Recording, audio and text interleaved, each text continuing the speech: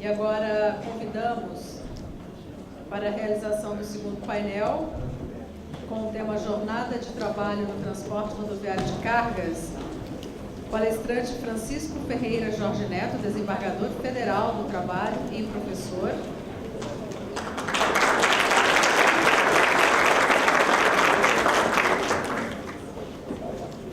O juiz do trabalho, professor Rodrigo Garcia Schwartz, como primeiro debatedor.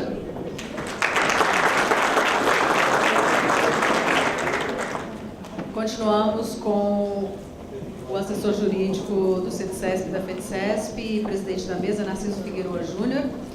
E apenas antes de começar, queremos também registrar e agradecer a presença da procuradora, doutora Ana Luísa Goulart Vilela, representando o Ministério Público do Trabalho.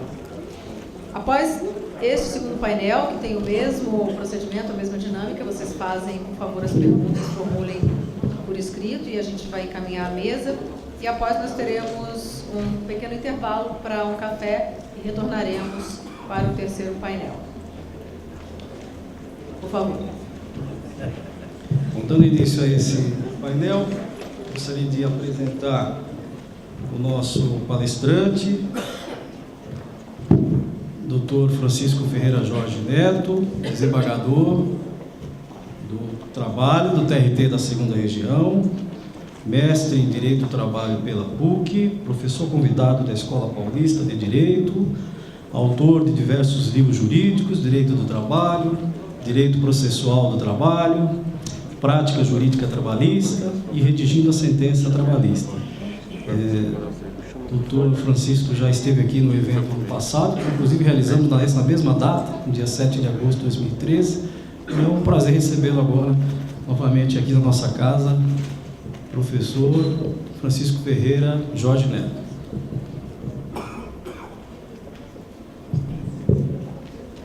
Antes de mais nada, eu vou convidar a todos. Gostaria de agradecer o convite que foi a mim formulado. É sempre uma honra poder estar aqui discutindo um tema que ele é presente, ele é atual e é um tema que suscita muitas dúvidas. Antes de mais nada, eu gosto de ser direto e não fugir ao tema. Mas eu me sentiria um pouco à vontade se numa outra data pudesse vir aqui como integrante da SPC do TRT de São Paulo discutir o posicionamento da nossa especializada com relação não só à questão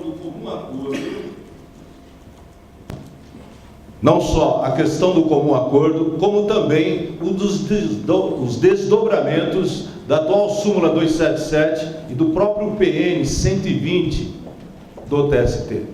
Claro está que a mudança do TST, ela foi diametralmente oposta ao entendimento outrora.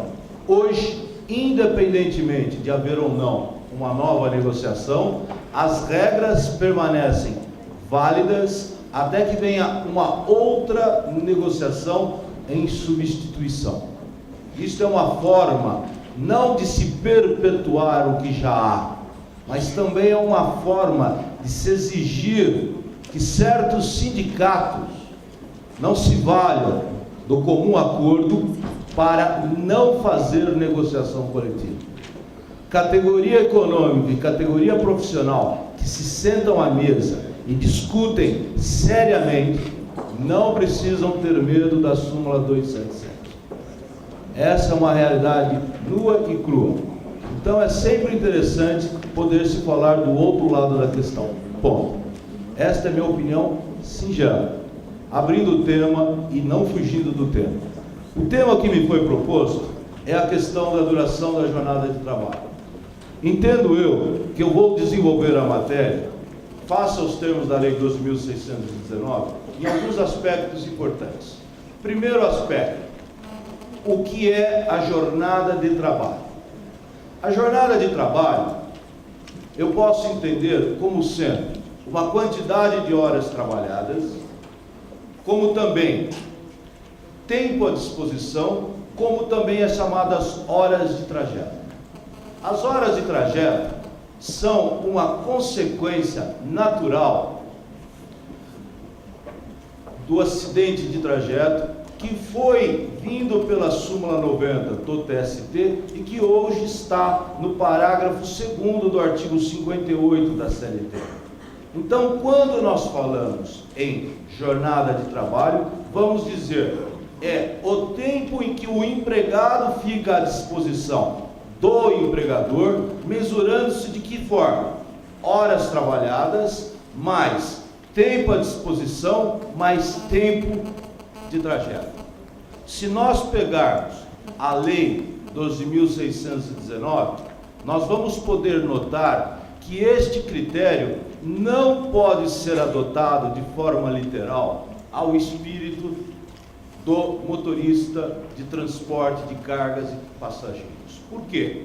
Porque a lei considera tempo à disposição como critério de mensuração da jornada de trabalho. Contudo, ressalva que não são computados nesta mensuração quais períodos? Primeiro período, intervalo intrajornada, chamada refeição. Segundo período, o intervalo interjornada, chamado de repouso. Terceiro aspecto, descanso, que é a famosa folga, a folga remunerada. Para alguns, o domingo, que não é a mesma coisa. Bom, a lei agrega a esta exclusão a questão relacionada com o tempo de espera. O tempo de espera é uma inovação da Lei 12.619. Então, quando nós falamos em jornada de trabalho para o motorista de transporte de cargas e de pessoas, devemos ter em consideração que é um tempo à disposição, mas não de forma ampliativa, como está no parágrafo 2º do artigo 58. Devemos excluir o tempo de espera desta quantificação. Bom, prosseguindo, a lei diz assim: a jornada é afixada na lei ou na convenção coletiva, na negociação coletiva, no acordo coletivo. Entendo eu que eu tenho que manter um equilíbrio entre a fonte heterônoma, que é a lei, como a fonte autônoma, que é a convenção coletiva de trabalho ou o acordo coletivo de trabalho. Nesta linha de raciocínio prevalece o artigo 7º, inciso 13. Em outras palavras, jornada diária de 8 horas, limitadas a 44 semanais. Esta é a jornada do motorista, como é de todo e qualquer trabalhador. Não pode a negociação coletiva querer majorar estes limites, que seriam aqueles limites que nós pudéssemos assim dizer, é a jornada mínima, é a jornada normal do motorista profissional de cargas ou de passageiros. Não pode haver negociação coletiva que estabeleça outros parâmetros, além desses parâmetros, com relação à duração da jornada normal. Bom, adentrando um outro aspecto importante, que é fundamental para que eu possa construir os alicerces da minha exposição. Segunda questão, a questão relacionada com a compensação de horas de trabalho. A Lei 12.619 permite a compensação, só que não autoriza a compensação mediante acordo entre empregado e empregador. É necessário a convenção coletiva de trabalho ou o acordo coletivo de trabalho. É importante afirmarmos que não é mais possível para o motorista aquele acordo individual entre empregado e empregador, porque a lei diz claro, seja sistemática, acordo de compensação semanal, seja sistemática do banco de horas, a negociação tem que ser mediante aspecto coletivo. Seja em nível da empresa, acordo, seja em nível da categoria, convenção coletiva de trabalho. Bom, por outro lado, pode a jornada do motorista profissional ser prorrogada em até 2 horas diárias. Isto mediante o acordo de prorrogação. O acordo de prorrogação pode ser individual, como pode ser o coletivo. Só que a lei diz até 2 horas diárias. Então, no máximo, a jornada seria de 8 horas diárias, somadas 2, que seriam 2 horas extras.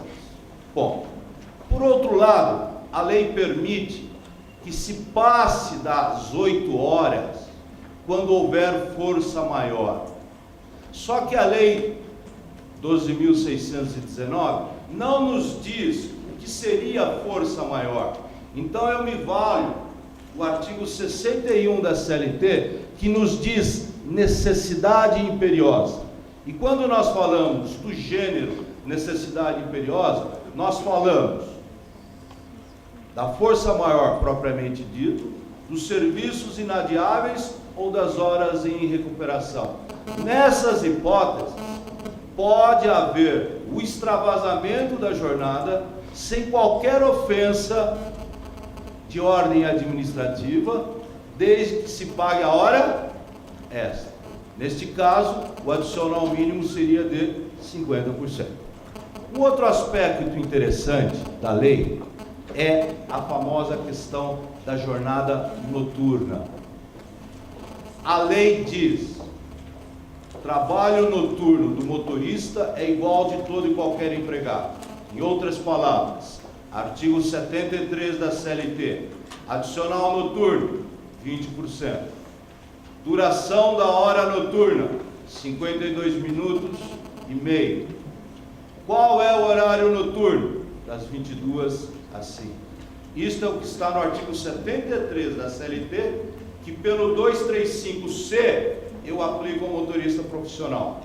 Recomendo aos operadores do direito que agreguem a isso o item 2 da súmula 60 do TST, como a OJ 97 da SDI 1 do TST. Valendo, traduzindo em miúdos, o que diz o item 2 da súmula 60? Diz exatamente o seguinte: se o motorista começa a trabalhar antes das 22 e prossegue após as 5 horas da manhã, todas as horas que ele fizer após as 5 serão horas noturnas. Bom, em sequência, o que diz a OJ 97?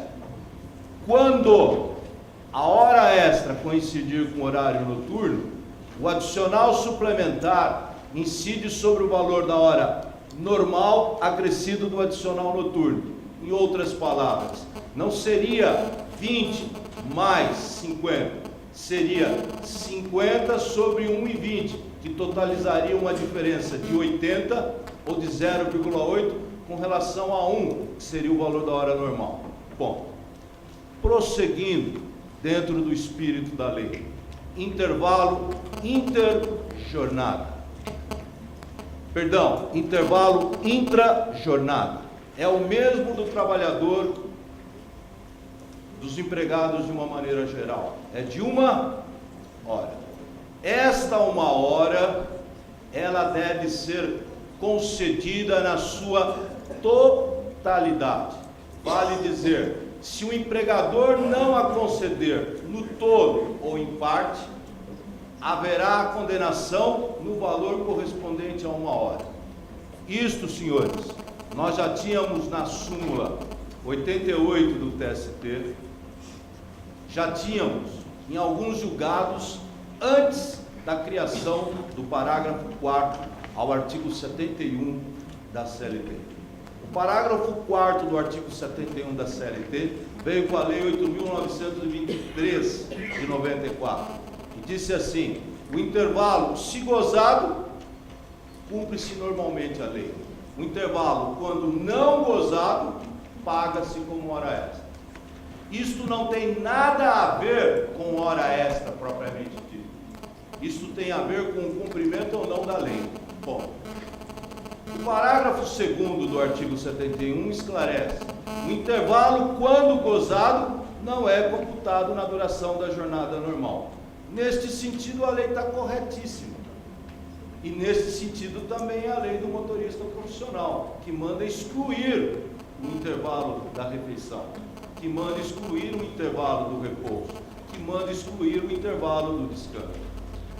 Então, veja, para as empresas que não respeitarem o intervalo de 1 hora, vai prevalecer a súmula 430,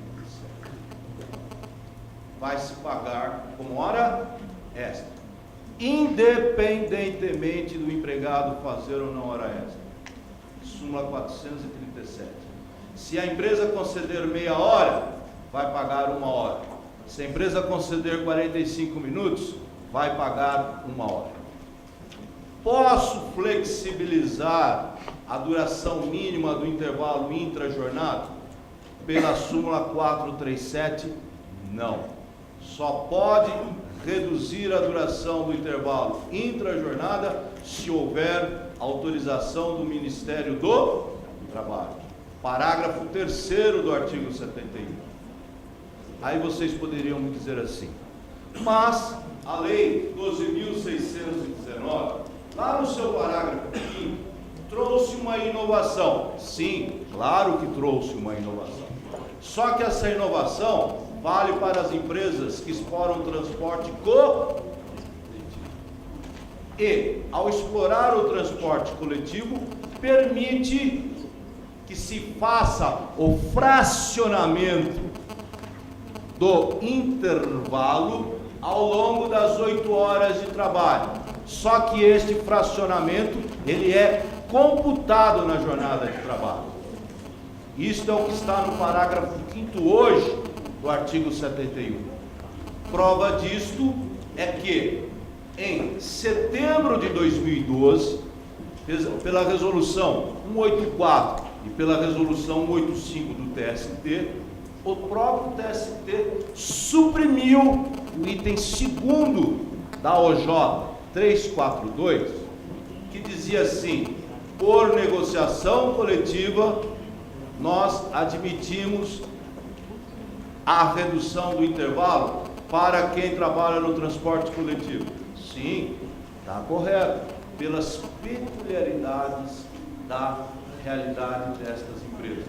O motorista, quem faz o sistema de apoio, ele não pode fazer a refeição no refeitório, porque isso é impossível. Correto, parágrafo 5º do artigo 71, pela lei 12.619. Só que esse dispositivo não se aplica às empresas de transporte de cargas, às empresas de transporte de pessoas. As hipóteses do parágrafo 5º são precisas, não se aplica a este ramo do transporte. Bom, então, qualquer negociação coletiva hoje,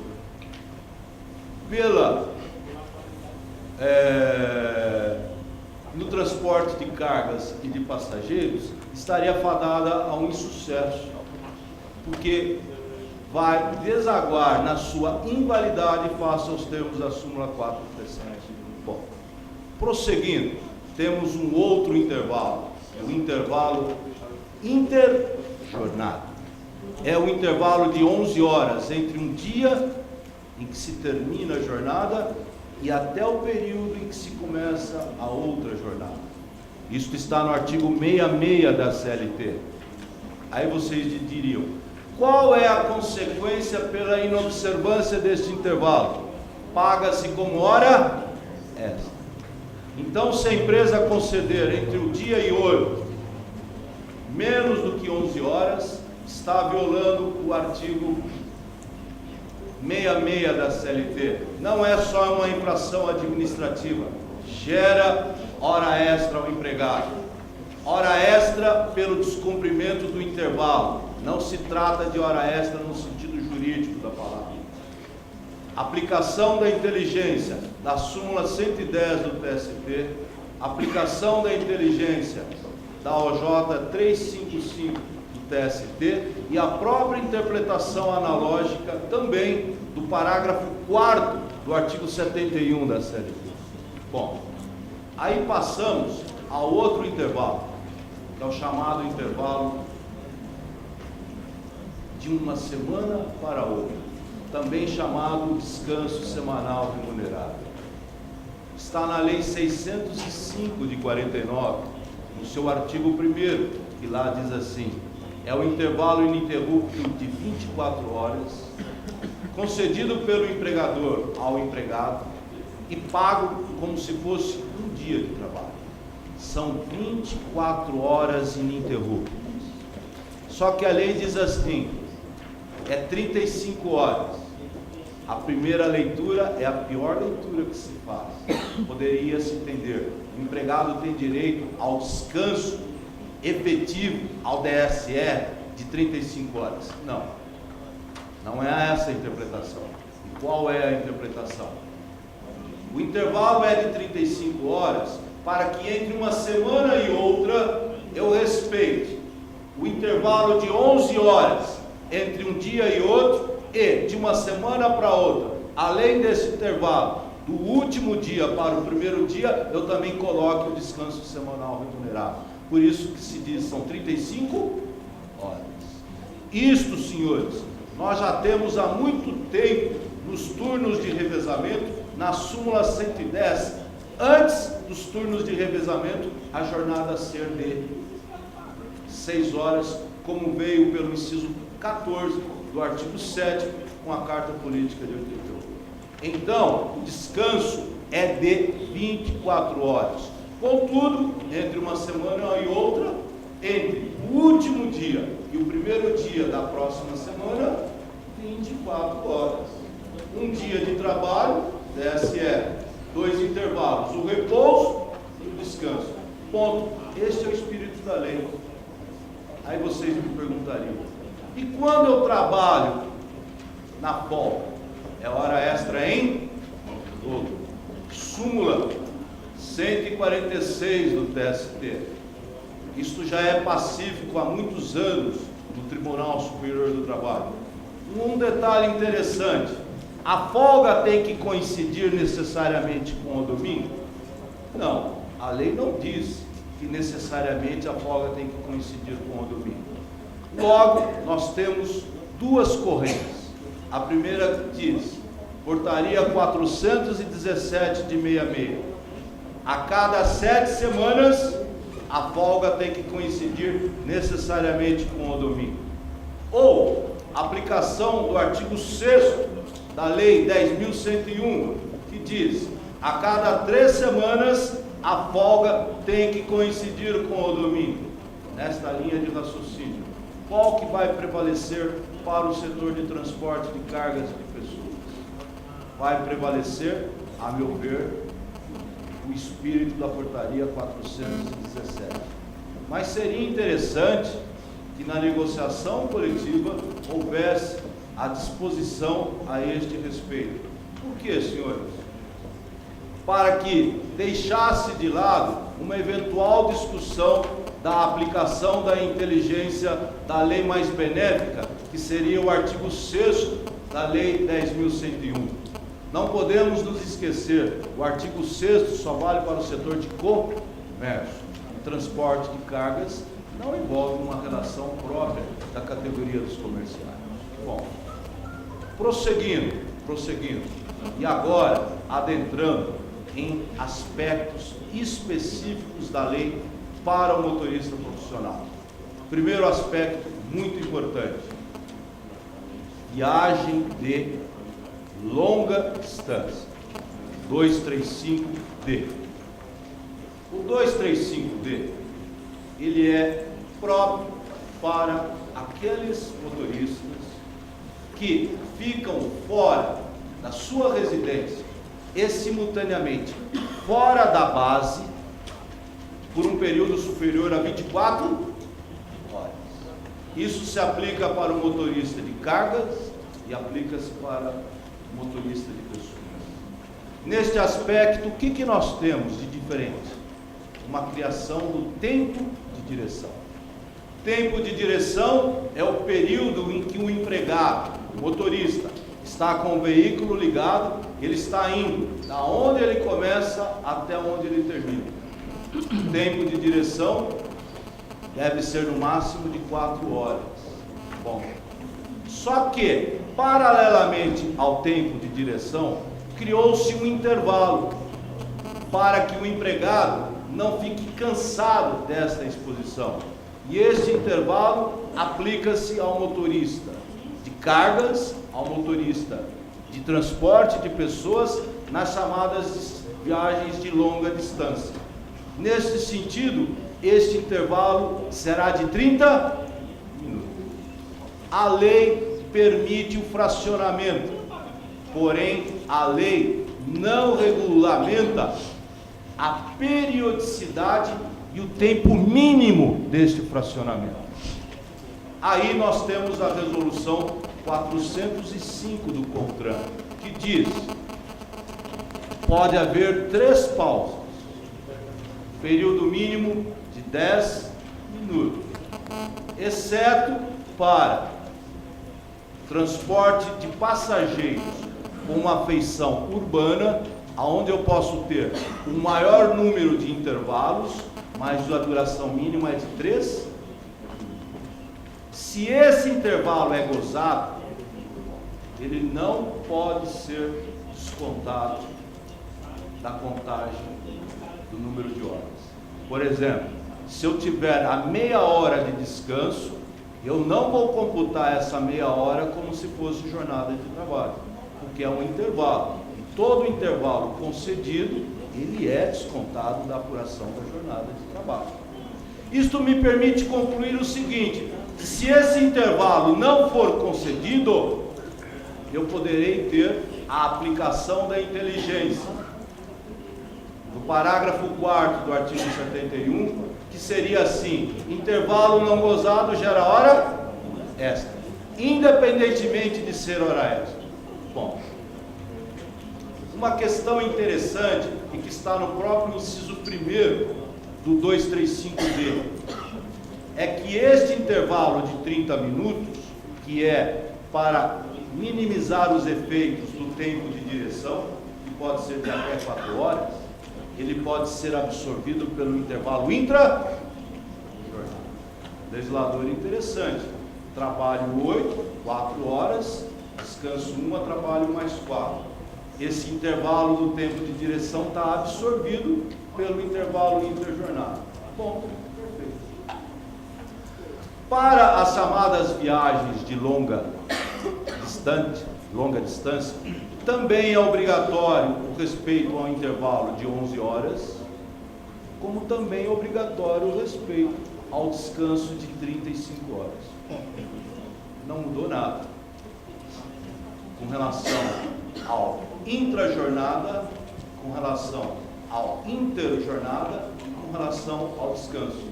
Qual é a inovação, então, para quem faz transporte de pessoas ou de pessoas ou de cargas nas chamadas viagens de longa distância?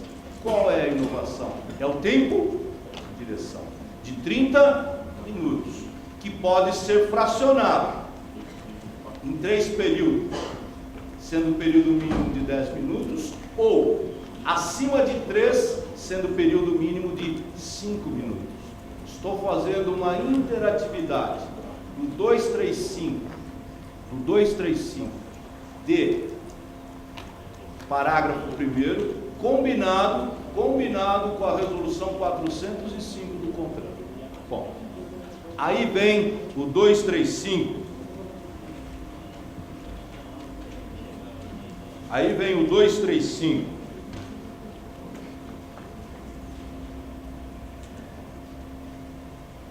E que trata das chamadas viagens de longa duração. Essas viagens de longa duração são aquelas viagens em que o empregado fica uma semana fora da sua residência, fora do local da base da empresa. Aí nós temos um diferencial. Qual é o primeiro diferencial? Que o intervalo, chamado descanso, passa a ser de 36 horas. E a lei diz assim: este intervalo pode ser gozado durante a viagem ou pode ser gozado após o retorno da viagem. Senhores, O parágrafo 2º do 235E, ele foi vetado pela Presidência da República. O que permitia o 235E? Que eu acumulasse até 108 horas de descanso semanal não concedido. Eu poderia acumular até 3 dias. O intervalo é de 36 horas, 3 vezes 36, 108. Então veja, nas chamadas viagens, em que eu fico mais de uma semana fora da sede da base e fora da minha própria residência, e que é válido para os motoristas de transporte de carga, por lei, eu posso usufruir a folga, seja durante a viagem, se houver condições para tais, ou quando eu retornar. Contudo, senhores, pode ser que esta cláusula, ou esta parte da lei, lhes dê uma maior dor de cabeça com o judiciário. Por quê? Porque, em tese, eu posso ficar 8, 9, 10, 11 dias em viagem. E depois, quando retornar, gozar todas as folgas correspondentes a esse número de horas. O parágrafo 2º do 235E permitia que o empregado acumulasse até 3 dias de folga. Logo, em tese, ele poderia ficar 3 semanas sem gozar um momento de folga. Daí a importância de ter sido vetado, melhor dizendo, o parágrafo 2º do 235E. Aí vocês me perguntariam, mas a lei permite eu gozar folgas quando eu retornar. E se a viagem for longa? Ficar 10, 15 dias. Aí a lei permite uma opção, que eu conceda as folgas durante a própria viagem. Observado qual sistema? 30 mais 6. Em outras palavras, num dia, entre um dia e outro, entre uma semana e outra, eu daria um intervalo de 30 horas, que é 11 horas do interjornada mais 19 horas, totalizando 30. Em um outro dia eu daria um intervalo de 19 horas. 11 horas do interjornada mais 6 horas para totalizar as 36 horas. Então eu recomendo aos senhores, para o setor de transporte de cargas, que façam valer o 30 mais 6. Por quê? OJ 410 do TST. A folga tem que ser concedida, deve ser concedida no máximo no 7º dia. Que se for assim, eu poderia trabalhar 3 meses e depois gozar 15 dias de folga, que seria um dia por cada semana. Então, usem a parte que lhe está no parágrafo 3º do 235E, que diz assim: é permitido o fracionamento do descanso semanal em 30 mais 6, a serem cumpridas na mesma semana e em continuidade de um período de repouso diário. Combinem o parágrafo 3º com a inteligência do próprio parágrafo 1º, que diz assim: que eu posso conceder o intervalo desde que o empregado tenha condições de gozar o intervalo. Estou falando do intervalo de descanso. Bom, uma outra questão interessante criada pela lei, além do tempo de direção, da viagem de longa duração, da viagem de longa distância, é uma questão relacionada com a ponderação que nós temos, que é o chamado tempo de reserva. Perdão, tempo de espera. O tempo de espera, ele pressupõe 3 situações distintas. Estou ao lado do veículo e não posso deixar o veículo. Primeira hipótese. Segunda hipótese, estou parado numa barreira alfandegária. Terceira hipótese, estou carregando. Quarta hipótese, estou descarregando. Essas são hipóteses de aplicação do tempo de espera. A quem se aplica o tempo de espera? motorista de transporte de cargas. Bom. Terceiro aspecto, como se calcula o tempo de espera? Base de cálculo, hora normal mais 30%. Quarto aspecto, incide em outros direitos? Não. Não incide em outros direitos. Quinto aspecto, base de cálculo, valor do salário, hora, ponto. Sexto aspecto, como é que eu mensuro o tempo de espera? Aí é a própria definição do tempo de espera. E o que é o tempo de espera? É o que supera a duração da jornada normal diária de trabalho. Então veja, eu fiquei parado na terceira hora diária, até as 8 horas, que totalizam a jornada normal, é jornada normal de trabalho. Só que eu continuo parado. O que passar da 8ª hora, passa a ser tempo de espera. E não é computado na duração da jornada diária. A lei é clara. Como é calculado? 30%, valor da hora normal, mais 30% sobre o valor do salário base. Ponto. Não tem a soma de outros aditivos. A lei é clara. Olha o que diz.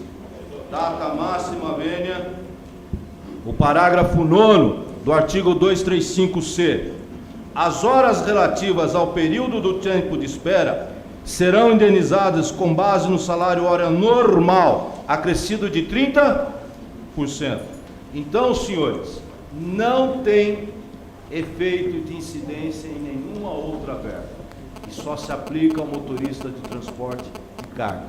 Bom, prosseguindo. Então, um exemplo. Trabalho 8 horas, tenho 1 hora de intervalo, 9 horas. Tenho 11 horas de intervalo interjornada, 20 horas.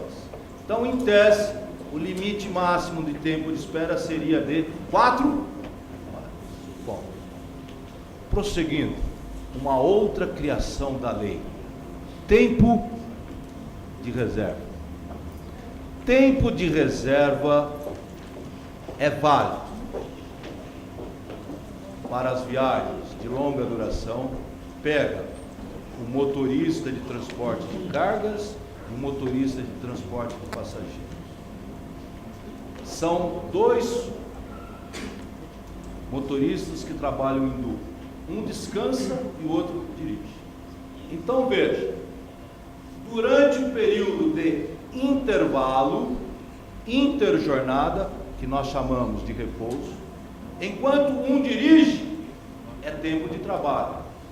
Enquanto o outro descansa na boleia do caminhão ou dentro do ônibus, é tempo de reserva. E esse tempo de reserva pode ser de no máximo 5 horas. Porque 6 horas do descanso,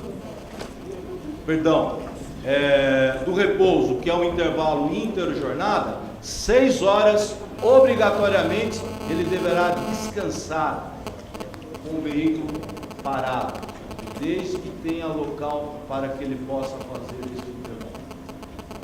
Senhor, como é calculado o tempo de reserva? 30%, a meu ver, aí sim, de toda a somatória dos aditivos salariais. Eu utilizaria a ideia da súmula 264, encontraria o valor da hora normal, em função da somatória de todos esses aditivos salariais habituais, e calcularia 30%. 30% é o valor de 1 hora do tempo de reserva. E este tempo, multiplicado pelo número de horas, que pode ser no máximo de 5 por dia, nós vamos ter aquilo que nós chamamos de incidência em fundo de garantia, 13º, aviso prévio, férias e nos descansos semanais remunerados.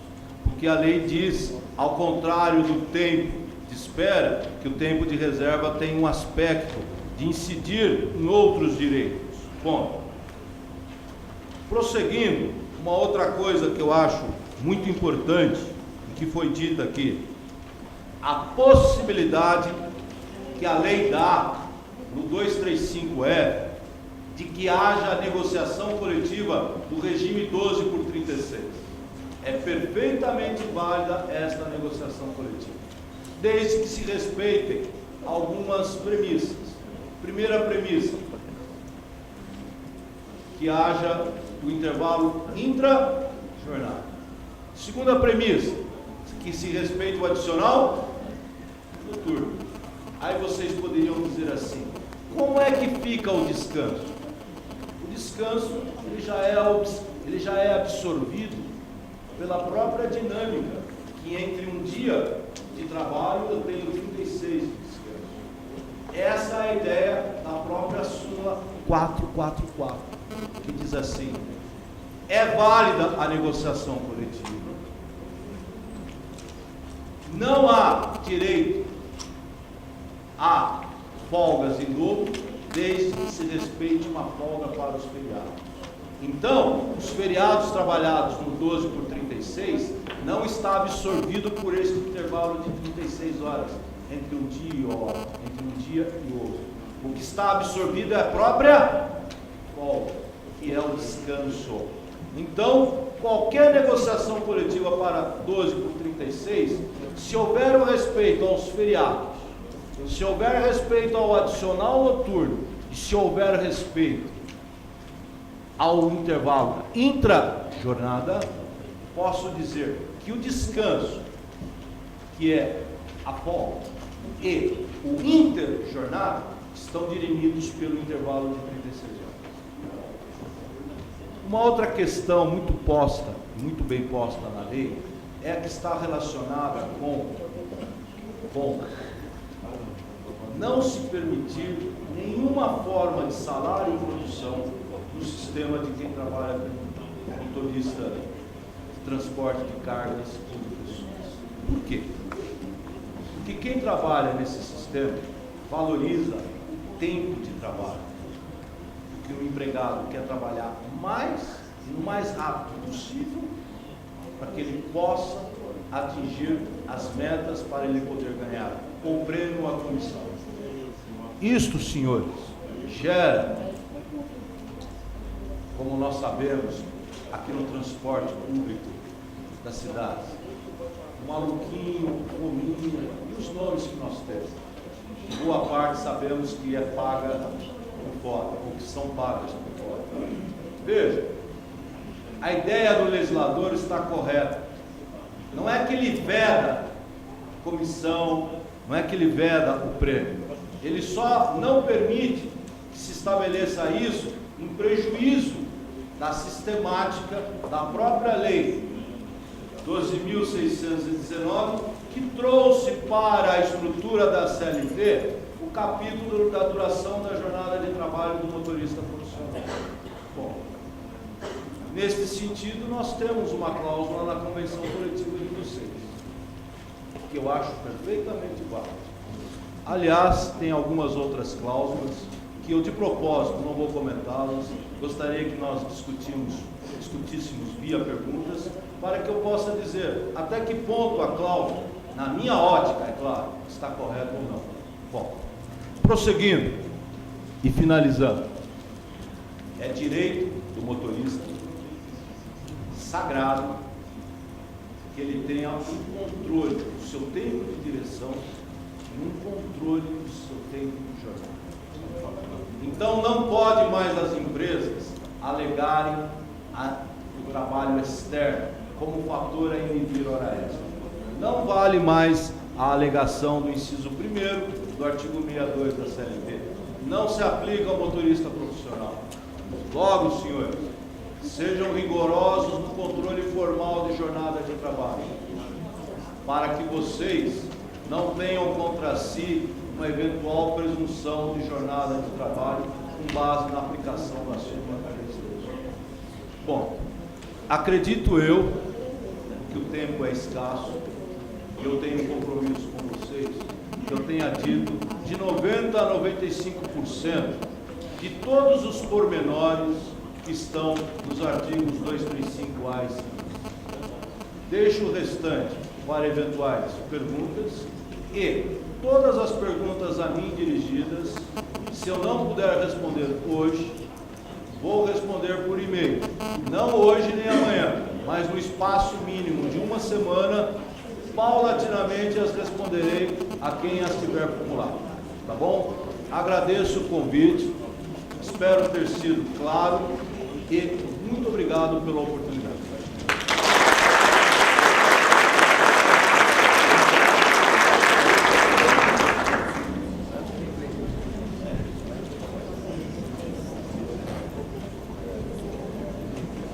Dando continuidade ao nosso painel e parabenizando o desembargador Francisco pela brilhante palestra que fez sobre a DAN 619, pontuando aí os aspectos mais polêmicos, mais controvertidos e enfrentando realmente essas questões. Nós temos entendido, professor, que é muito importante essa análise, porque realmente a primeira leitura, a primeira interpretação da legislação, logo quando ela é publicada, nem sempre é mais acertada. Com o tempo a gente vai amadurecendo melhor e entendendo melhor a sua aplicação. Eu quero também apresentar o nosso convidado, Dr. Rodrigo Garcia Schwartz, que é juiz do trabalho substituto do TRT da 2ª Região, professor universitário, doutor em Direito do Trabalho e da Seguridade Social, doutor em Direito do Estado e doutor em História Social, com pós-doutorado na Pontifícia Universidade Católica de São Paulo, na Universidade de Manizales, Colômbia, e na Universidade Nacional de Córdoba, na Argentina. O doutor Rodrigo gentilmente já esteve aqui também no CETCESP no ano passado e gostaríamos de agradecer novamente a sua disponibilidade de deixar os seus processos, bem como o doutor Francisco, e vir aqui debater conosco nessa manhã. Passo a palavra então para o doutor Rodrigo Garcia Schwartz. Eu gostaria inicialmente de agradecer o convite, agradecer o CETCESP, agradecer a administração do tribunal, dizer que eu me sinto muito feliz em retornar aqui. Eu já participei do evento do ano passado, foi um evento muito proveitoso e tão feliz no sentido de que nas duas ocasiões eu havia previamente me inscrito para ouvir as palestras e fui surpreendido ao ser convidado para falar alguma coisa.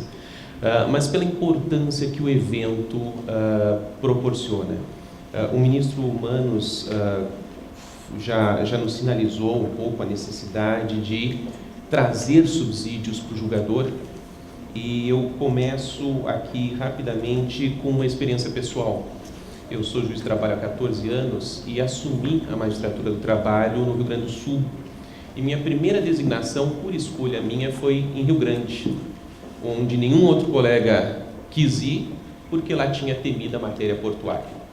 E o Porto de Rio Grande é um porto muito peculiar. Santos é maior, mas Rio Grande nós temos uma intermodalidade de transportes ali que é uma coisa maluca. Nós temos o transporte marítimo, vai para o caminhão, vai para o transporte fluvial, vai para o aeroporto, e vice-versa. E a proximidade da fronteira. E então eu estava uma semana assumindo logo juiz novo, 14 anos atrás.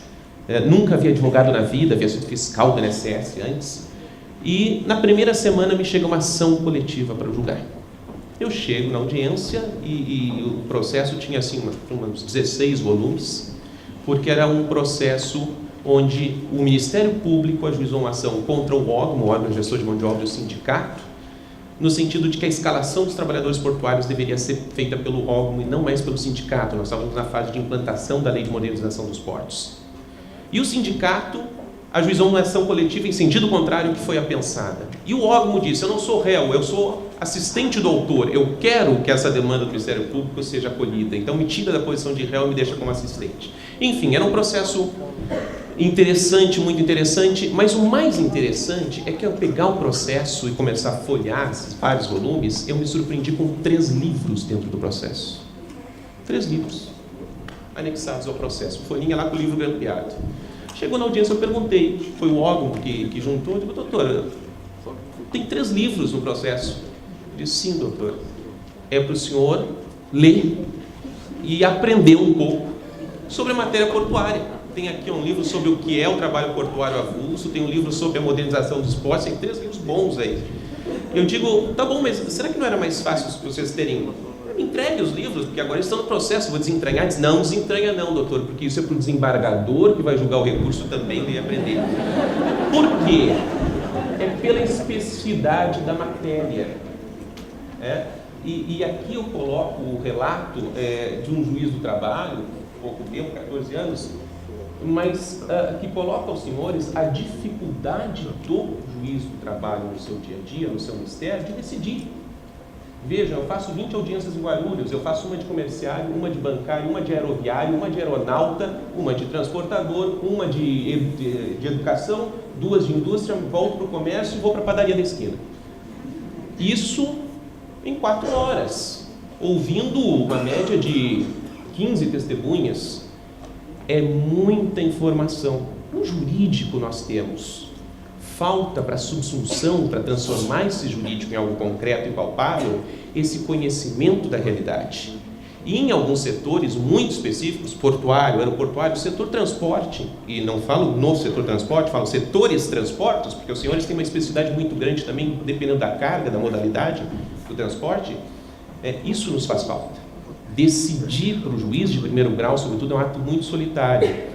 E é tão solitário que eu brinco, a minha esposa também é juíza, e por vezes quando a gente chega em casa de noite, nós vamos jantar, e eu pergunto, amor, quer jantar o que hoje? Vamos pedir uma comida italiana, vamos pedir uma comida árabe? Ela diz, decide você, vai. Eu digo, não, decide você. Poxa, decide você. A gente está cheio de decidir o dia todo. Decidir não é fácil. Eu não quero mais decidir. Não, decide você. Chama a menina de 4 anos aí, então ela decide, pronto. O que ela quiser a gente acompanha. Vamos comer no McDonald's. Por quê? Porque decidir é um mistério difícil. E nós temos o nosso motivo de estarmos aqui, e louvo essa iniciativa, tem que se repetir e mais tem que se ampliar, no sentido de estabelecermos um diálogo com os juízes. O motivo de estarmos aqui é a nossa busca por segurança jurídica, previsibilidade. É o que nós queremos. Nós sabemos que ser empresário no Brasil não é fácil, mas, e dizemos, né, no trabalho empresário, assumir risco. Mas até para assumir risco, eu tenho que ter uma previsibilidade de risco. Senão eu não estou assumindo risco, estou fazendo algo, né? Então nós temos essa necessidade de trazer subsídios ao juiz, de dialogar mais com o juiz. Porque o juiz lá é um solitário que acaba enfrentando diversas matérias, e como o juiz também persegue essa segurança jurídica, no final das contas, ele decide muito pela regra geral, se esquivando às vezes do particular. Olha, eu não entendo muito desse particular aqui, mas a regra geral é presunção tal. Então é vínculo. Mas essa modalidade ela tem uma particularidade tal que eu desconheço. E se eu desconheço, eu tenho que decidir, eu decido pela regra geral, é vínculo. E em uma série de situações assim, então, vejam, não é má vontade do julgador. Não estou desculpando o juiz, mas é um limite fático com o qual nós temos que lidar.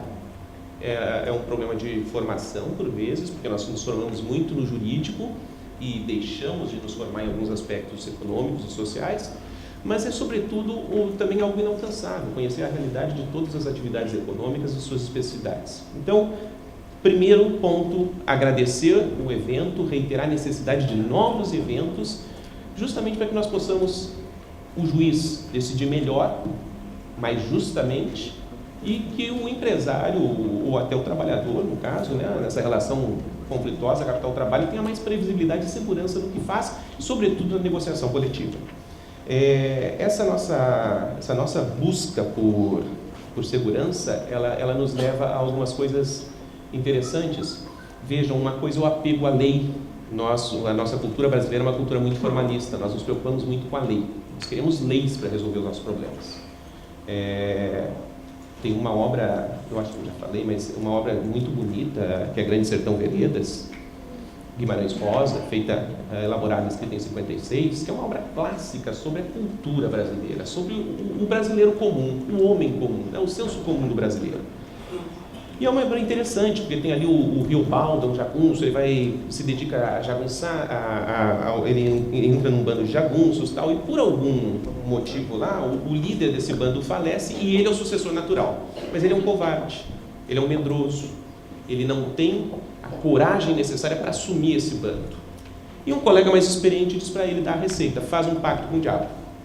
Você vai numa encruzilhada, faz assim, assim, assim, você vai vender sua alma para o diabo e vai adquirir os pressupostos necessários para liderar esse bando com sucesso. E ele vai.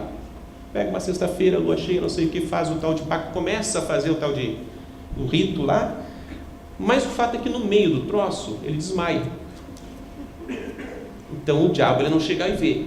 Ele não vê o diabo. Não consegue falar com o diabo. Ele desmaia, quando acorda, ele não sabe se fez ou não tal de pacto, mas dali para frente a vida dele muda. Ele se torna, por uma série de fatores que vão se encadeando, o líder dessa pandilha, desse...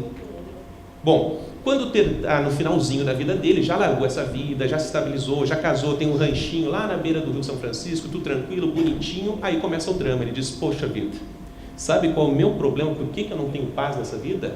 Eu não sei se eu vendi minha alma ou não. Como é que eu vou viver com isso? Como é que eu vou morrer com isso? Eu queria só ser tranquilo, eu só queria saber. Se eu vendi ou não é tão importante, eu só queria saber se eu vendi ou não. E ele diz no finalzinho do livro assim, ele está falando com o interlocutor, né? Ele diz, a culpa é do governo. Sabe uma coisa? A culpa é do governo. Mas por que do governo? Porque tinha que ter uma lei dizendo se o diabo existe ou não. Porque se a lei, o legislador disser que o diabo existe, ele existe, não tem dúvida. Se o legislador disser que não, ele não existe, está tudo tranquilo. Claro que o pobre do Geobaldo não imaginou que essa lei pudesse ser declarada inconstitucional e que ele dependesse ainda de um juiz para confirmar essa lei, dizendo se esse tal de diabo existe ou não. Eu sou gaúcho, eu não sei se tem algum gaúcho aqui. Temos, sempre tem um gaúcho, né, em qualquer lugar do mundo. Vejam o que esse preciosismo, esse apego ao formalismo, a lei faz com a cabeça das pessoas. Lá no Rio Grande do Sul nós temos uma lei para dizer o que é churrasco. Está lá, parágrafo, incisos. Churrasco, carne, assado, feito exclusivamente com carvão ou, enfim, algo similar, toras de madeira, não pode ser gás. Não, temperado exclusivamente a sal grosso e feito e a viração tem que ser manual, não pode botar naquela maquininha que vai girando, senão não é churrasco. A doutora Gaúcha, precisa alguém dizer que churrasco é assim? Precisa de uma lei para dizer que churrasco é assim? Até minha filha de 4 anos, quando vai fazer churrasco, sabe que só traz o sal grosso. Então vejam, o que isso gera? Essa expectativa de segurança. Uma insegurança, porque essa segurança nunca consegue ser suprida. No nosso caso aqui, essa insegurança se projeta quando nós pensamos, sobretudo, na negociação coletiva. E como via negociação coletiva, nós trabalhamos com uma suposta rigidez maior da lei. Quer dizer, como nós adaptamos a lei à nossa realidade através da negociação coletiva. Eu vou colocar alguma questão para o desembargador Jorge Neto, e não vai ser especificamente sobre tópicos da lei, porque ele nos passou exatamente uma visão geral da lei muito clara.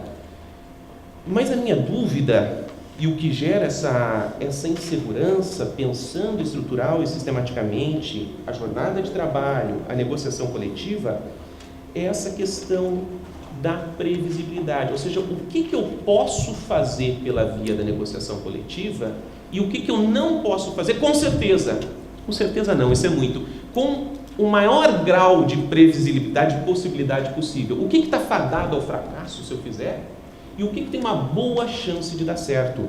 Porque, como foi colocado aqui, a súmula 277 do TST fez uma coisa horrorosa com a gente.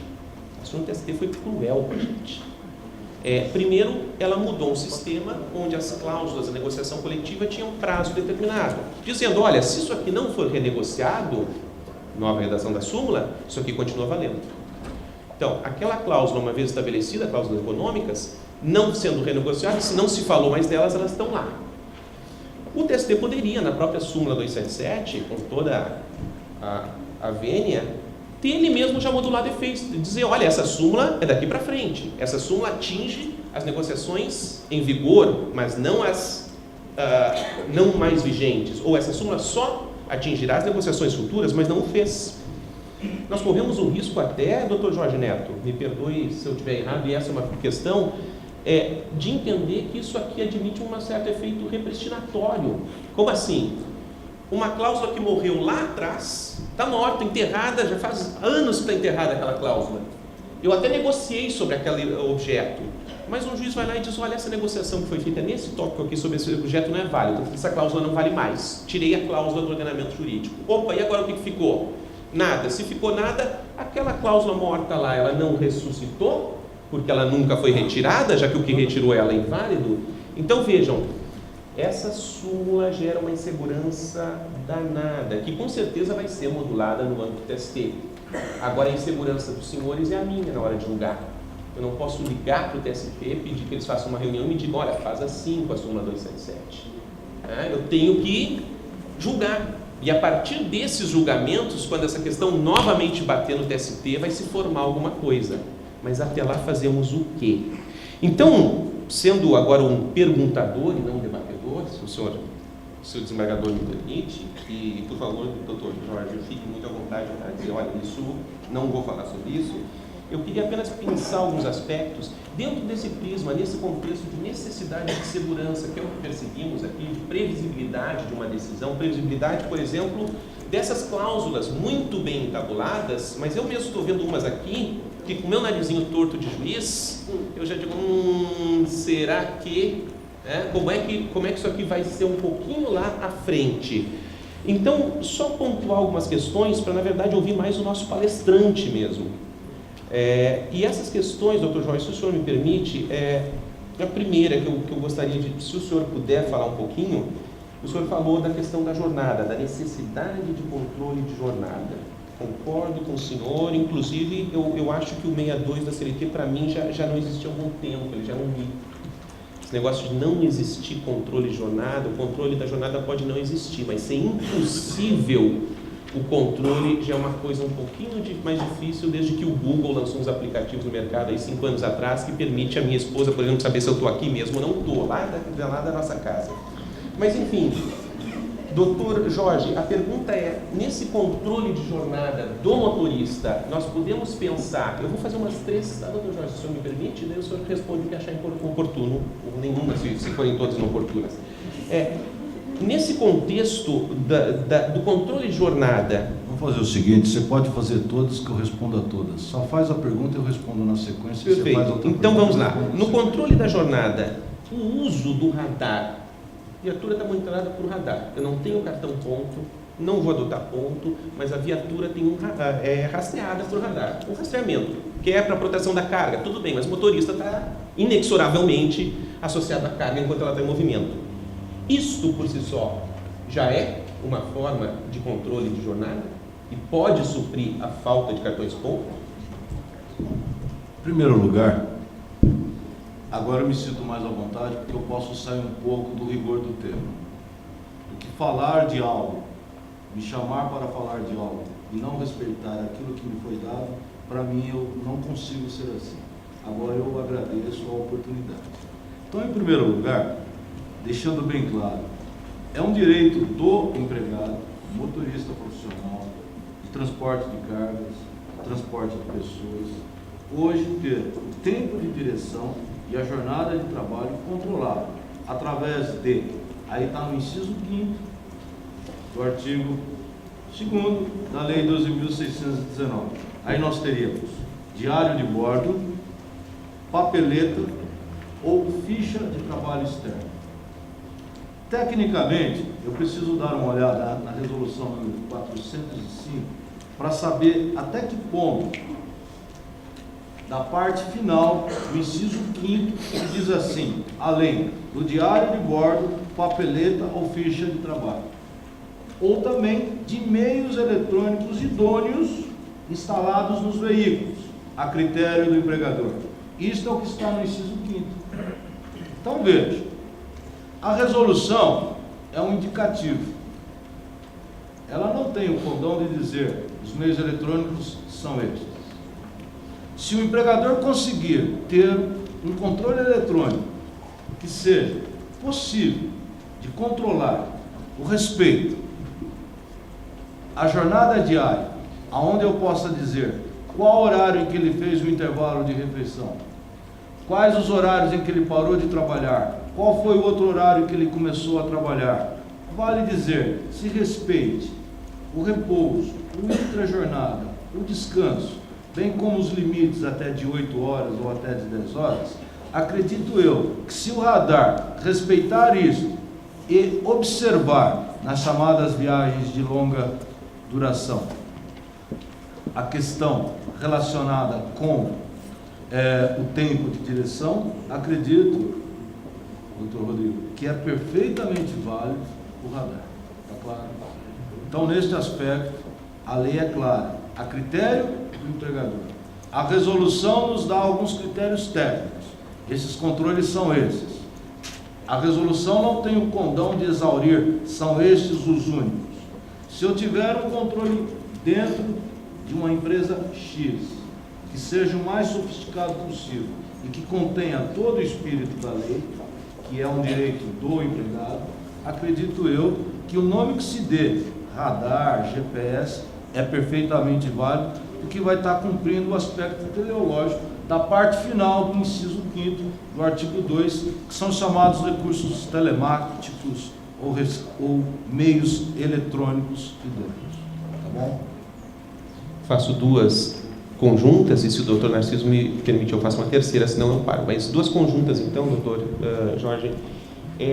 Nós falamos na 277, e nós temos a súmula 444 também, que o senhor colocou, da 12 por 36, que a outra súmula, o ministro Manos teve a oportunidade de nos falar sobre a falta, né, de precedentes em relação à guinada da 277, mas a 444 foi parecido. Os precedentes do TST até então vinham no sentido de não se admitir a 12 por 36, dizendo que a partir da 10ª hora teria que ser pago como extra, porque o 59 só permitia 8 horas, mais 2, enfim. O TST, na sua súmula, claro, no caso do transporte, nós temos uma autorização legal para 12 por 36 via negociação coletiva, está superado. Mas o TST, ao trabalhar com a 12 por 36, usou, assim, excepcionalmente é possível pela negociação coletiva, o que para mim me causa uma certa... O que é isso excepcionalmente? Nessa linha de ação, a 12 por 36 é só uma... Quer dizer, dentro dessa possibilidade, se o TST entende que 12 por 36 é possível, ainda que excepcionalmente, pela via da negociação coletiva, inclusive quando não previsto em lei, desbordando o 59 lá, que fala que só pode 2 horas a mais. Porque qual é o problema da 12 por 36? Eu faço 12 horas. Qual é a jornada normal? 8. Então, automaticamente, eu estou contratando 4 extras. O que o 59 da CLT diz? Só pode 2 extras. No transporte está resolvido, mas nos outros setores não. Mas o TST diz pode.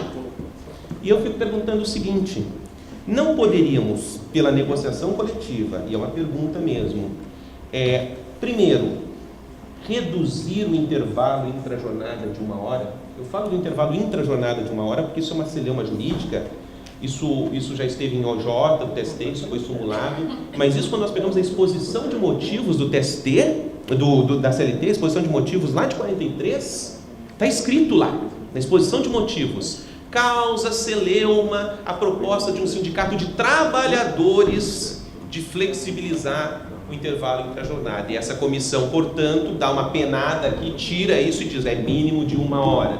Quer dizer, em 43, quando estávamos redigindo a CLT, nós já víamos uma aspiração de alguns sindicatos, inclusive profissionais, não só econômicos, de viabilizar essa redução do intervalo por negociação coletiva. A pergunta é, primeiro, essa redução do intervalo por negociação coletiva é absolutamente impossível, inválida juridicamente? E segundo, no mesmo leque, nós poderíamos, pela negociação coletiva, trabalhar na definição do que seja horas de reserva, hora de trajeto, hora de espera, aprimorando um pouco o texto legal, as especificidades de determinada atividade, ou não? Duas perguntas inteligentes, muito bem postas. Então, em primeiro lugar, uma questão para nós ponderarmos. Eu, particularmente, não comunguei e nunca comungarei da antiga OJ 342, muito menos da OJ 307. Eu nunca comunguei delas. Prova que antes de haver a 307, se eu não me engano, a 342, agora de cabeça não me lembro, mas a 342. Eu sempre validei negociação coletiva para a redução do intervalo intra-jornada. Sempre validei. E quando eu achava que eu deveria condenar, eu nunca condenava em 1 hora. Eu condenava exatamente na diferença. Só que a jurisprudência do TST ao consolidar a jurisprudência atual na OJ 307, como na OJ, se eu não me engano, na 342, eu não tenho bem certeza, ou 340, diz, ou se concede ou não se concede, ou se tem apenas a redução por decisão administrativa do MTE ou não. Eu particularmente acho que os interlocutores sociais, seja em nível de empresa, seja em nível de categoria, têm amplas condições para negociar esta questão. Por que eu afirmo isso? Porque eles conhecem a realidade e eles não estariam estabelecendo regras impérios. Por que não estariam? Porque geralmente no contexto dessa negociação, como bem colocou o professor Pedro Paulo, sempre há algo a mais que vem para os trabalhadores, independentemente deste algo a mais estar relacionado ou não com a duração da jornada de trabalho. Então eu entendo que é perfeitamente válido. Entendo eu que o TST não agiu bem quando sumulou essas duas questões que estão hoje na súmula 437. Segundo lugar, tempo de reserva. Tempo de reserva. Entendo eu que tempo de reserva é algo específico para a categoria do setor de transporte. Bom, sei que o setor de transporte, mesmo sendo um nome específico, possui N modalidades.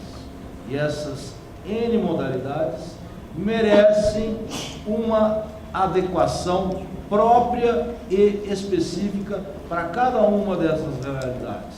É aquilo que nós chamamos da adequação negocial setorial. Vale para aquele setor de transporte, vale para aquela empresa, vale para aquele grupo de empresas. Então, nesta linha de raciocínio, acho perfeitamente válido nós negociarmos o tempo de reserva, inclusive dando a ele um outro aspecto. Ponto. Só que, para uma questão de segurança jurídica, é uma palavra muito usada, e foi muito usada aqui com propriedade, é sempre importante dizermos e avaliarmos o seguinte: quando eu faço um documento, eu finalizo o consenso de muitas e muitas horas de discussão. Só que este documento, que é uma convenção coletiva, ele é enclausurado em cláusulas. Eu não sei necessariamente, doutores, o que está por detrás dos reais anseios da categoria em cada uma dessas cláusulas. Eu não consigo saber. Eu não consigo, como advogado, como auditor fiscal do trabalho, ou simplesmente como juiz, saber qual é ou quais foram as premissas fáticas ou demais juízos de valor que fizeram com que esta cláusula viesse no seio da categoria. Daí a importância de haver considerandos, coisa que nunca vi, que preceda a um documento chamado convenção, que preceda a um documento chamado acordo coletivo. Por quê? Porque é uma forma de nós, que aplicamos a lei, sejamos auditores, sejamos juízes, sejamos advogados, ou simplesmente os sujeitos da relação de emprego, sabermos qual é o aspecto exato, para que a vontade do legislador, que foram os interlocutores sociais, possa ser a vontade de quem aplica. Nós, quando estamos diante de um dissídio coletivo, nós somos obrigados a exigir a fundamentação de cada uma das cláusulas que compõem a pauta de reivindicações que não foi objeto da negociação. Aliás, foi objeto, mas a negociação foi infrutífera. Por que nós não colocarmos isso nos instrumentos normativos? Seria algo que dissesse assim: O que originou a cláusula foram esses valores. Esses valores nós entendemos que, pela realidade deste momento, podem ser adaptados à nova realidade. Aí entra a flexibilização de uma forma inteligente, a adequação da realidade à ordem jurídica, ou a ordem jurídica à realidade, numa visão do pêndulo, no sentido de dizer, fizemos esta cláusula por causa disso.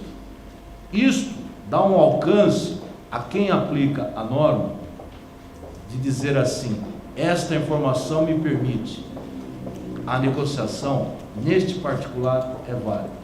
Sabe por quê, senhores? Porque quando o peão sai da fábrica, sai da transportadora, sai da empresa de ônibus, ele bate na porta do escritório e lá nós temos um profissional advogado, que ele interpreta o que lhe aparenta e ele apresenta um pedido. Lá em cima, os ministros do TST filtram a realidade. Só que nem sempre filtrar a realidade é exatamente reconstituir a realidade específica de cada circunstância. Então, acredito eu que estes considerandos traria uma interpretação por parte de nós, operadores do direito, respeitando a interpretação autêntica dada pelos próprios interlocutores, que são sujeitos de direito coletivo, quando procedem à elaboração de um instrumento normativo chamado acordo ou convenção coletiva. Bom, autorizado pelo Dr. Narciso. Uma última, e eu vou lhe pedir desculpas antecipadamente, desembargador Jorge Neto, pela temeridade da pergunta, mas eu não posso me furtar de fazê-la no momento que eu tenho aqui um magistrado da SDC do TRT 2. E não é, claro, o que eu peço para Vossa Excelência, se for possível, não é um parecer, é uma opinião pessoal mesmo, porque eu sei que isso não vai refletir necessariamente a opinião da SDC, nem da turma, etc., até porque esse assunto não deve estar maduro ainda em termos de julgamento, em termos de formação de entendimento, mas sua opinião nesse momento nos forma o norte, nos ajuda, nos auxilia, que é a questão da 277. Afinal de contas, o que fazemos com a 277? Aplicamos dela para frente, alcançando as convenções em vigor quando da sua edição, alcançamos apenas as convenções posteriores, ou a aplicamos desde sempre, porque afinal uma súmula, diferente de uma lei, não tem vigência, ela é a consolidação de um entendimento, e portanto, em tese, embora a falta de precedentes no caso específico dessa, ela já era um entendimento, então ela não tem essa delimitação temporal de vigência como se fosse uma lei. O que fazemos com a 277? Eu disse no início da minha exposição, e agradeço a oportunidade, quem negocia e negocia seriamente não precisa ter medo da súmula 277. Muito pelo contrário. A negociação é o próprio instrumento pelo qual vamos chegar a uma autocomposição. E essa autocomposição passa pela pauta empresarial e passa pela pauta profissional, deliberada nas assembleias. Ponto. Tenho o documento e recomendo com os considerandos. Ponto final. A súmula 277 está observada. Um novo instrumento substitui o anterior. E substitui na sua totalidade. Ponto. É o aspecto da operatividade. Creio eu que, infelizmente, a partir da emenda 45, quando foi criado o parágrafo 2º do artigo 114, disse assim: em dissídios de natureza econômica é necessário o comum acordo. Volta um pouco no tempo, 2000, quando foram criadas as CCPs, forma de solução de dissídio individual. E na época eu fiz um artigo para a LTE, falei assim: é inteligente, é uma forma de desafogar o judiciário e é uma forma das próprias partes comporem o conflito. Dissídio individual, é claro. Só que o que está na lei foi totalmente desvirtuado pela prática que se apresentou. Hoje, CCP nem mais existe. E quando existe, nós mal sabemos, porque quem passa por essa CCP é uma CCP legítima. que atua de forma séria. Não vai desafogar no judiciário. Veio então, voltando no tempo, a emenda 45, que alterou o Poder Judiciário. E lá diz, dissídio coletivo econômico, é necessário comum acordo.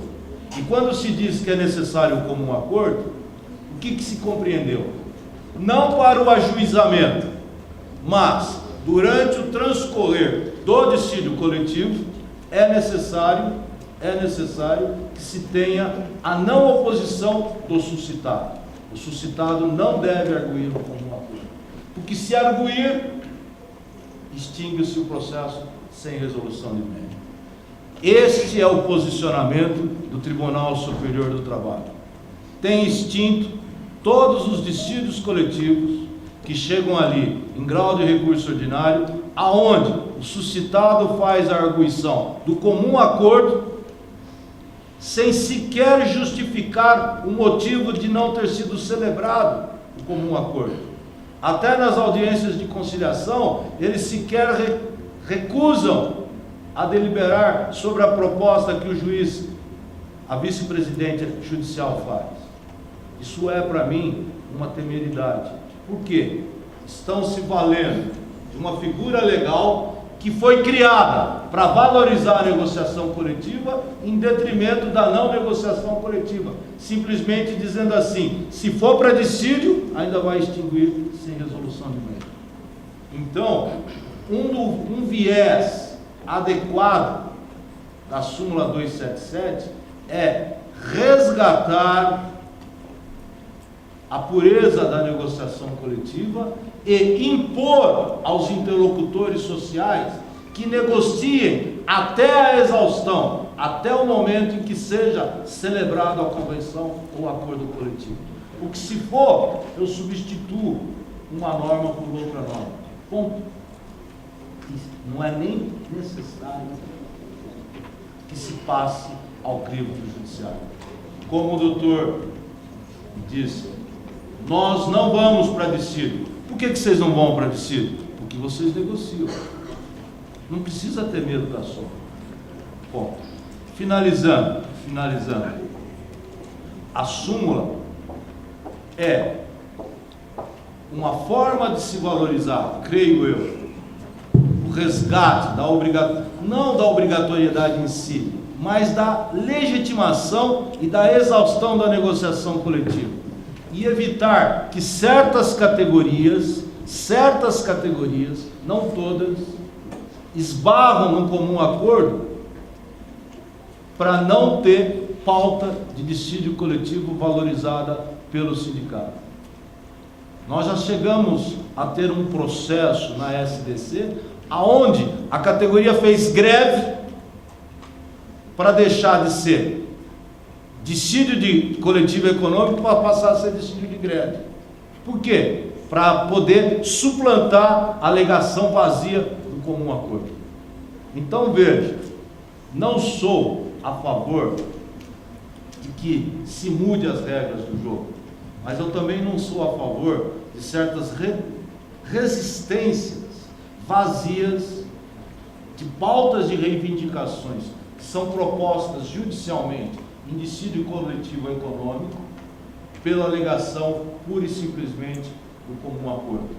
Nós passávamos pelo comum acordo e analisávamos a proposta. O TST extinguiu o processo. O que nós passamos a fazer? Nós passamos na SDC agora a não apreciar a pauta econômica. Desculpe, a não apreciar as cláusulas sociais. Damos ultratividade na norma coletiva anterior e só reajustamos pelo valor do INPC as cláusulas econômicas, aplicando a teoria rebus sic stantibus, a teoria da imprevisão. Esta é a sistemática que a SDC tem adotado para suplantar o comum acordo. Contudo, mesmo assim, as atuais decisões do TST também não têm valorizado esse entendimento do TRT regional no sentido da ultratividade que nós aplicamos à norma coletiva anterior. Nós declaramos a ultratividade na própria sentença normativa. Mesmo assim, o TST não tem aceito. Vale dizer, o TST entende que comum acordo é comum acordo, mesmo que não seja dito que eu não fiz por uma razão concreta. Ponto. Particularmente, considerando a súmula 277 no seu contexto, só ela em si, claro está que ela fere a segurança jurídica. É necessário dar um efeito modular a ela? Sim. E aí eu comungo da opinião do Dr. Pedro Paulo. Já há alguns julgados, de alguns dissídios, de alguns TRTs, estão dando o efeito de só considerá-la válida para negociações coletivas e instrumentos normativos subsequentes à sua edição. Então, talvez fosse interessante para o Tribunal Superior do Trabalho, quando criou a súmula 277, sem nenhum precedente, o que eu acho também lamentável, porque, desculpe, o próprio tribunal, ele é incoerente com ele mesmo. Ele deu a súmula 277, mas ele acata como um acordo, sem analisar se esse comum acordo não é litigância de má-fé. Então ele é incoerente em si, data máxima, e é incoerente. Só que eu preciso analisar a súmula de per si, sozinha. De fato, fere a segurança jurídica, e em segundo lugar, não há os precedentes que a originaram. Neste sentido, também fere a segurança jurídica. E em terceiro lugar, seria interessante nós modularmos este entendimento, como ocorre com a súmula 228, passa a súmula 4, vinculante do STF. Bom, nós temos aqui um painel aqui muito interessante, mas estamos premidos aqui pelo tempo. Mas eu não poderia deixar, doutor Francisco, de fazer algumas considerações rápidas.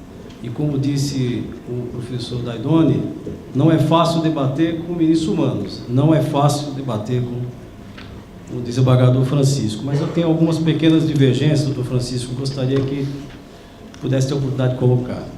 Eu comungo da opinião aqui do juiz Rodrigo, na nossa opinião, que atuamos como advogado, tanto no contencioso quanto no consultivo das empresas e também na área coletiva. Na nossa avaliação, a súmula 277, ela cria uma desigualdade em favor da representação profissional na negociação coletiva. Por quê? Porque se nós temos uma norma coletiva que se expira afinal, nós temos um novo momento para iniciar a negociação. Nem sempre aquilo que está ali pactuado, e foi pactuado num momento, econômico inclusive, nós não podemos sentar à mesa para negociação com os trabalhadores entendendo que já estão com garantia preservada a negociação anterior. Isso cria uma desigualdade na negociação. Assim como também cria uma dificuldade o arbitramento do reajuste salarial no tribunal pelo NPC. Os sindicatos já sabem que não se pode nem falar NPC na mesa, porque o tribunal já vai concedendo o dissídio coletivo. São questões que nós enfrentamos e avaliamos que nos causa preocupação o Tribunal Superior do Trabalho alterar uma súmula tão importante, criar uma dificuldade para os juízes de primeira instância, inclusive numa ação de cumprimento, se manifestar. E eu diria que o TST, com todo respeito, ele tem algumas súmulas que não têm precedente já há muito tempo. A súmula 291 do TST também, que criou a indenização por suspensão de horas extras, eu não conheço nenhum precedente. Essa súmula criou uma indenização que não está prevista em lei e que está aí há muito tempo em vigor. Espero que a SDI do TRT de São Paulo possa realmente, de uma certa forma, pacificar um entendimento, porque também temos duas situações em relação à ausência do comum acordo. Nós temos sindicatos que ajuizam o dissídio coletivo por um motivo exclusivamente político, porque a sua posição em relação à negociação não foi contemplada, e, portanto, o sindicato suscitado, neste caso, tem uma justificativa para não concordar com o juizamento, e nós temos dissídios coletivos onde são instaurados por sindicatos que disputam representação sindical, sobreposição de representação, onde já existe uma categoria organizada e negociando há muito tempo, né? E então, aí, eu acho que também a ausência do comum acordo se justifica. Nem sempre se negar o suscitado a aceitar o ajuizamento do dissídio seria uma litigância de má-fé. Em relação Professor, em relação à CCP que o senhor citou, eu queria lembrar que o CETCESP tem as comissões de conciliação prévia há muitos anos, desde a vigência da lei. Nunca tivemos um problema com o Ministério Público, não chegou a conhecimento de nenhuma ação trabalhista onde teria sido questionado a livre manifestação de vontade. As comissões de conciliação funcionam no sindicato profissional, tem um mediador indicado pelo sindicato, mas sempre temos dito para os empresários o seguinte: a lei criou uma modalidade de solução extrajudicial limitada. Ela é eficaz para a solução dos conflitos de menor complexidade. Não vamos imaginar que ela veio substituir o judiciário, como existe a lei da arbitragem que discute a aplicação. Então, uma informação para os senhores, nós temos as nossas comissões de conciliação prévia, em reunião de diretoria sempre é mencionado a estatística de acordos feitos, doutor Francisco, ele está sempre na média de 50%, o que demonstra que há razoabilidade, mas lamento também que o TRT, logo em seguida da edição da lei, editou uma súmula entendendo que a submissão prévia da CCP, o conflito à CCP, não seria pressuposto processual. A meu ver, com todo respeito, acho que houve uma precipitação, porque isso acabou desestimulando as empresas a comparecerem à CCP. Em relação a 12.619, gostaria de mencionar que o senhor disse com muita propriedade e concordo com boa parte da sua explanação sobre os pontos polêmicos da lei. Nós temos uma questão, doutor Francisco, que eu gostaria que o senhor desse uma opinião para o setor pessoal a respeito dessa questão da dificuldade prática da aplicação da lei. Quando se discute o limite de até 2 horas diárias, e nós temos na UPL dando essa possibilidade de estender até 4 através de acordo de convenção coletiva, gostaria de saber qual é o seu entendimento sobre isso. Nós já temos manifestações, a meu ver, ainda precipitadas de que seria inconstitucional. Eu queria lembrar para o senhor o seguinte: quando se fala em 4 horas, até o Flávio Bernardi comentou da questão do motorista nas estradas, mas eu queria colocar uma situação aqui muito comum no setor, que são as restrições urbanas. Zona máxima de restrição em São Paulo: proibição de caminhões segunda a sexta-feira, das 5 às 21, sábado das 10 às 19. Restrições em marginais e avenidas. Restrição urbana, Rio de Janeiro: proibido caminhão das 6 às 10, das 17 às 20, hora marítima e várias outras avenidas. E os municípios estão ampliando as zonas máximas de restrição. Belo Horizonte: proibido o tráfego de caminhões, segunda a sexta, 7 às 9, 19 às 20, sábado das 7 às 9. Porto Alegre, Curitiba, Campinas, para não citar aqui mais municípios. Essa questão da dificuldade do setor de cumprir até 2 horas extras por dia, ela não está focada tão somente na estrada. Numa zona máxima de restrição, se a empresa não observar esses impedimentos de tráfego nesse período, e adentrar ou continuar na zona máxima de restrição, ela vai ser multada. Quer dizer, os municípios estão criando, e começou em São Paulo, isso foi copiado por todo o Brasil, criaram restrições à atividade de transporte. E esse excedimento de jornada acontece por uma questão que não é inerente ou indecorrente da vontade do empregador e nem do próprio empregado. Então, na opinião do senhor, seria constitucional se estabelecer, numa alteração da 12.619, um limite de horas extras até 4, considerando que a Constituição Federal trata de 2 módulos, e quem trata da CLT, quem trata do limite até 2 horas é a CLT? Eu acho que é perfeitamente válida essa negociação coletiva, considerando as especificidades da base territorial, da dimensão da base territorial e de uma série de outras restrições, além das mencionadas pelo senhor. É interessante que essas restrições, ou todas essas informações, fundamentem o porquê de nós chegarmos a esta cláusula. Vamos colocá-la simplesmente na convenção ou no acordo coletivo. Eu acho que darmos esses elementos permitem a nós simplesmente a seguinte circunstância: não é possível que a regra genérica se aplique a essa situação específica. Se a própria doutrina, se a própria teoria geral do direito, quando nós estamos diante de um conflito de normas, faz prevalecer o aspecto da especificidade, acredito eu que uma cláusula fundamentada nos seus considerandos, ela é perfeitamente válida e é perfeitamente possível. Dizer que há o limite e que o limite não pode ser ultrapassado em qualquer hipótese, é a mesma coisa como um dia se tentou ou se quis fazer, dizer que não há mais inflação por decreto, é claro? Então eu acredito que é perfeitamente válida esta negociação, é perfeitamente possível e não possa ser declarada inválida ou ilícita, ou que essa flexibilização não é possível. Eu particularmente não sou contra flexibilizar, eu só contra desregulamentar. Eu não dou o significado de flexibilizar como se fosse igual a desregulamentar. Eu aceito a regulamentação não só pela forma estatal, é perfeitamente válida a regulamentação pela forma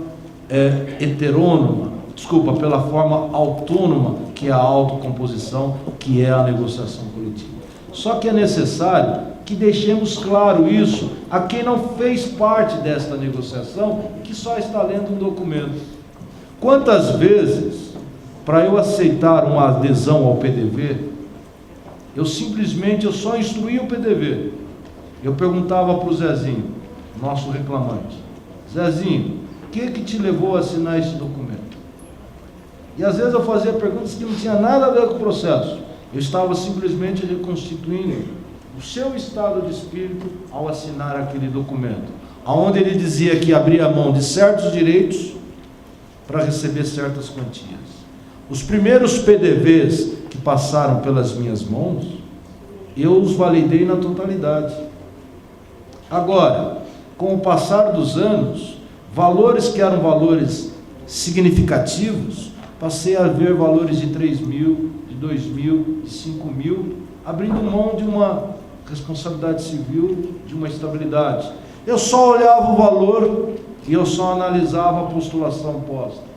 Essa pessoa recebeu isso algo a mais, porque se ela não recebesse, passaria o momento do PDV, no dia seguinte estaria mandado embora. Ele procurou sair com algo a mais, que não quita e que não é fruto de transação. Em momento algum, aquele valor representou um ideal de alguém que abre mão do direito face a uma contrapartida. É igualzinho à negociação coletiva. Claro está, no aspecto infinitamente maior, em que eu negocio algo que em tese é impejos, observando as especificidades, mas no conjunto eu posso até ter algum outro benefício. Foi o que o professor Pedro falou. É o conglobamento de uma forma ampla, não é o conglobamento orgânico, que é conjunto de matéria por conjunto de matéria. Professor Francisco, nós temos diversas perguntas aqui para o senhor. Eu vou procurar aqui fazer apenas duas para poder atender aqui as solicitações, mas vou encaminhar ao senhor essas perguntas. Já pode deixar comigo, Léo. A primeira delas, professor, é o seguinte: é em relação ao intervalo, descanso semanal remunerado, viagem longa distância acima de uma semana. E aqui, ao mesmo tempo, faço uma indagação que está sendo colocada aqui e ouso discordar de Vossa Excelência em relação ao veto do parágrafo 2º, tornaria o parágrafo 1º sem aplicação. E faço uma ressalva aqui. Pelo que entendi, Vossa Excelência entende que o parágrafo 2º, que havia a limitação de 108 horas, foi vetado por infração ao artigo 7, com violação ao artigo 7, e, portanto, restaria ao empresário apenas, nessa hipótese, conceder o descanso semanal fracionado 30 mais 6. Ocorre que, a nosso ver, o parágrafo 1º, ao mencionar que nas viagens de duração uma semana, o gozo poderá ser feito com o retorno do motorista à base do seu domicílio, salvo se a empresa oferecer condições, se a viagem é de longa distância, superior a uma semana, ela é de longa distância na ida e ela é de longa distância na volta também. Então, muito provavelmente, se a lei diz que ele pode fazer o descanso no retorno, pelo menos um DSR já deverá estar sendo acumulado. Então, a nosso ver, o fato do parágrafo 2º ter sido vetado não torna sem efeito o parágrafo 1º. Agora, se se entender, e com todo o respeito, de Vossa Excelência, que só restaria à empresa o fracionamento 30 mais 6, que na minha opinião foi mais uma modalidade criada na lei para determinadas situações, eu diria que a atividade de transporte de cargas em distância está inviabilizada. ela vai simplesmente se tornar inviável se não for possível acumular os DSRs. Agora, evidentemente que essa é uma questão que está sendo colocada aqui e tem a ver com outro assunto que eu gostaria que Vossa Excelência também esclarecesse. Uma questão que está sendo colocada aqui, que é a seguinte: a jornada de trabalho do motorista, dada a sua peculiaridade de viagens longas, pode ser considerada móvel, ou seja, retorna de viagem numa terça-feira, goza do DSR e inicia nova jornada numa quinta-feira. Neste caso, o DSR não cai no domingo. O domingo é considerado dia normal de trabalho.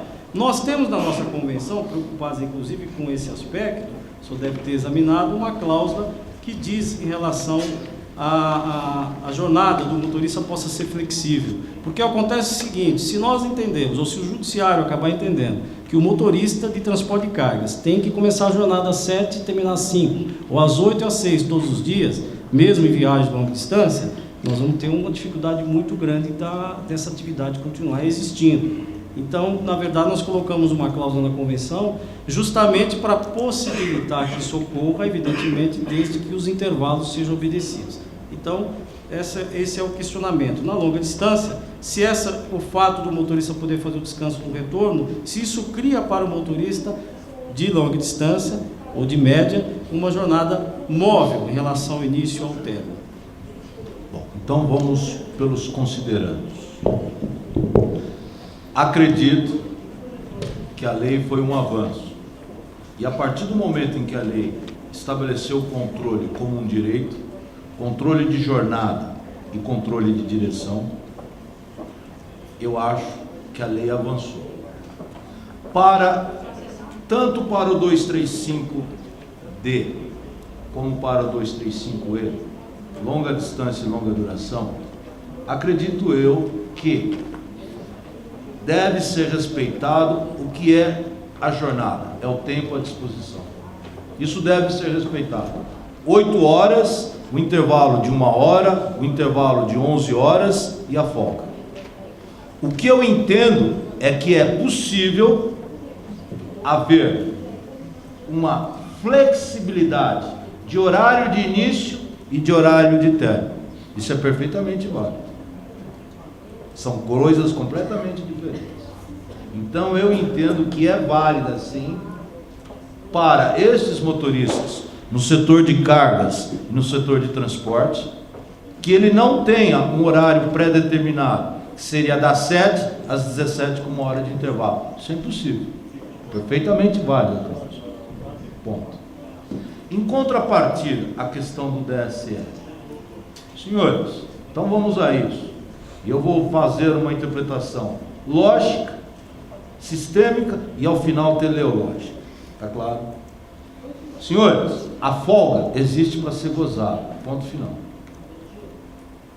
O parágrafo 2º do 235E, que foi vetado, estabelecia a possibilidade de se acumular 3 folgas, igual 108 horas, desde que uma folga no mês fosse gozada no domingo. Por que esse artigo foi vetado? Porque, em tese, o trabalhador poderia trabalhar 18 dias sem ter uma folga. Por isso que o artigo foi vetado. E foi vetado de forma correta. Imagina alguém trabalhar 8 horas, com mais 2 de horas extras, com horários móveis, sem ter uma folga. Daí a correção do veto, o parágrafo 2º. Aí eu recomendo, não é neutralizar o parágrafo 1º, muito menos o parágrafo 3º do 235E. O que eu disse foi completamente diferente. Vamos adequar, que o empregador possibilite que quando ele estiver na viagem de longa duração, que é aquela que ultrapassa uma semana, ele tenha o sistema de folga de 30 horas num dia e de 19 horas no outro dia. Seria uma forma dele ter um intervalo além do intervalo chamado repouso, dando a ele o descanso entre vários dias seguidos e uma outra sequência de dias. Então, neste entender, aí sim, saindo da visão sistêmica para uma visão teleológica, correto a presidência da República quando vetou o parágrafo 5. Tá certo? Agora, nada obsta, e aí, me desculpe, com todo o respeito, eu faria um capítulo na minha convenção coletiva, dispondo de cada um dos temas. Fecharia os setores da minha categoria, viria os diversos tipos de demandas que a minha categoria tem, como vocês negociam em nível de empresa, eu procuraria fazer cláusulas específicas e cláusulas com os considerandos face a cada uma dessas especificidades.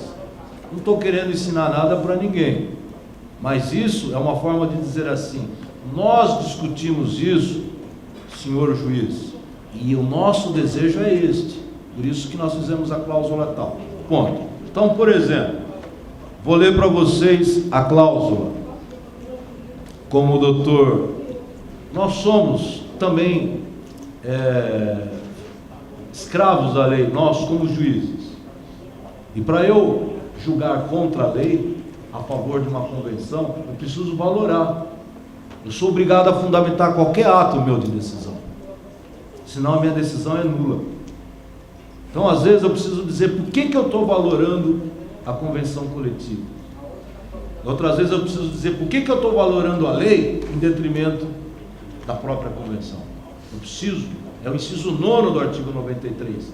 E uma forma de os senhores darem subsídios ao operador chamado juiz, faça os considerandos nas suas cláusulas. Então, veja, por exemplo, esta cláusula é a cláusula 62ª. A jornada de trabalho do motorista profissional que trabalha em viagens de médias e longas distâncias não terá horário fixo de início ou final de jornada pré-estabelecidos. Jornada móvel. Jornada móvel não é igual à inexistência de jornada de trabalho. Perfeitamente válido. Devendo ser observados o limite máximo, que é 8 horas, o intervalo, o intra e o inter, e o período de descanso, a folga. Olha que cláusula bem redigida. Essa cláusula aqui, eu leio a cláusula e digo assim, perfeitamente válida a cláusula. Uma cláusula inteligente, uma redação que, para mim, eu posso dizer, o espírito foi contemplar todas aquelas hipóteses em que é impossível eu dar o caminhão às 7 horas da manhã e todo dia ele parar às 17. Isso é praticamente impossível. A lei não pode ser mais realista do que a própria realidade. Não se esqueça que o direito acompanha a sociedade acompanha o direito. Às vezes há certos descompassos, mas um não pode ser a antítese do outro. Claro. Quero agradecer mais uma vez o desembargador Francisco pela sua brilhante palestra, os esclarecimentos, doutor Rodrigo Schwartz também agradecer, e passarmos para o próximo painel, que nós temos aqui um assunto muito interessante a ser debatido, que é a relação à toxicologia e alcoolismo nas relações de trabalho. Esse painel vai ser presidido pela doutora Tereza Cristina Narras, que é juíza do Tribunal Regional do Trabalho.